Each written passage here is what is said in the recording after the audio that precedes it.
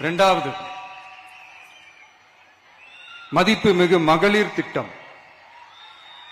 மக்கள் பணத்தை மக்களுக்கே திருப்பி தருவது எப்படி ஓசி என்று கேலிக்கு உள்ளாகும், எப்படி இலவசம் என்று ஏளனமாக பார்க்கப்படும். இப்படி வரையறுக்க எந்த அரசியல் கட்சிக்கும் எந்த அரசியல் தலைவருக்கும் உரிமை இல்லை என்று தமிழக வெற்றிக் கழகம் ஓங்கி உரைக்கிறது. இந்தியாவில் நம்பர் 1 இல்லாத மாநிலங்களில் கூட பெண்களுக்காக மாதம் வழங்கப்படும் தொகை அதிகமாக உள்ளது. ஆனால் நம்பர் 1 மாநிலம் என்று தனக்குத்தானே தம்பாட்டம் அடித்துக் கொள்ளும் வெற்றி விளம்பர மாடல் திமுக அரசில் மகளிர் உரிமை தொகை என்ற பெயரில் வெறும் 1000 ரூபாய் மட்டுமே வழங்கப்பட்டு வருகிறது.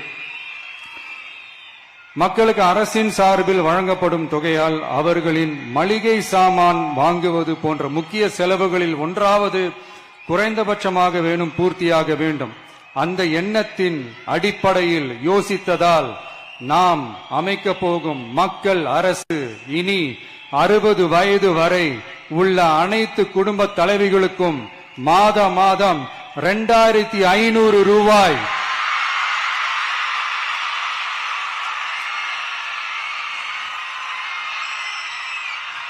வழங்கப்படும் என்பதை பெருமகிழ்வுடன் அறிவிக்கிறோம்.